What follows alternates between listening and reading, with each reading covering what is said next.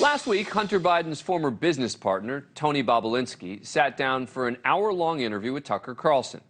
He added to allegations he has previously made against various members of the Biden family by alleging that they defrauded him, and he also accused the FBI of covering it up by never following up with him on what he said was fraud.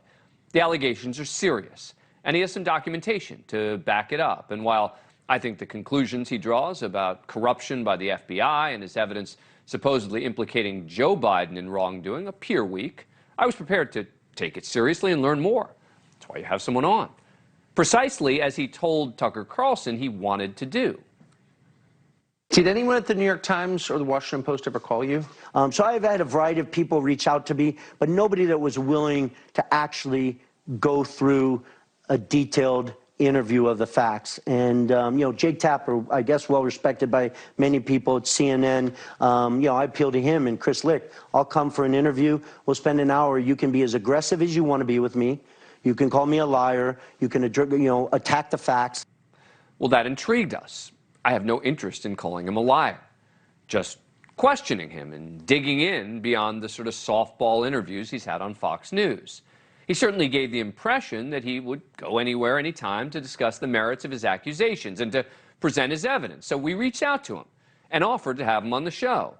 He responded that he was incredibly busy but interested if I read the Grassley-Johnson report on Biden's alleged conflicts of interest, and that he asked that we devote a full hour to the topic.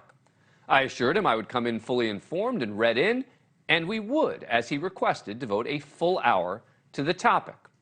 We offered to send a car to pick him up wherever he is. And then we didn't hear from him again.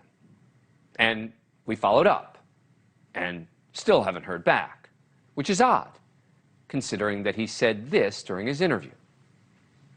Good news is, it's just not my word against the Bidens. I have thousands of documents, text messages, WhatsApp conversations, recordings of the sitting president of the United States in his own voice, and I'd love to have that debate. So. And you offered that? I'm available. Yeah, I mean, I've said, well, I've had people reach out to me, and I've said, listen, what's the, they just want something. They want something for a news cycle or this going, and I have not done that. I've been laying low, but I'm offering that now. Now, I'm not doing this to attack Tony Bobulinski, but to do what I do with everyone. Hold people to account for what they say, hold people to their word. On this program, we're seeking to have honest conversations, and he said he was ready, willing, and able, which I applaud. But it is harder to do an interview with someone who respectfully challenges you in the search of the truth than, well, this. How did you feel as a veteran and a demonstrably patriotic American seeing censorship in your own country for political reasons? So they were shafting you without your knowledge, it sounds like. Yeah, it's called fraud, yeah. How did the FBI not affect the election outcome? It sounds like the election was, I'll just say it, rigged in part by the FBI. It was. So this seems very cut and dried. Black and white. This is the problem with cable news today.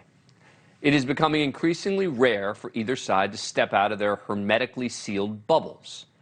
Why get challenged when you can just find someone who will let you recite talking points and cheerlead as you do it? Let's be clear. Most in the left-wing media are just trying to ignore Tony Bobulinski. That is not the case here.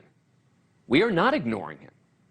We covered his story, and we're welcoming him to come on the show and prepared to do an hour, just as he requested. The invitation remains open. Thank you for watching. Go to NewsNationNow.com to find NewsNation on your cable provider. And don't forget to click the red subscribe button below to get more of NewsNation's fact-driven, unbiased coverage.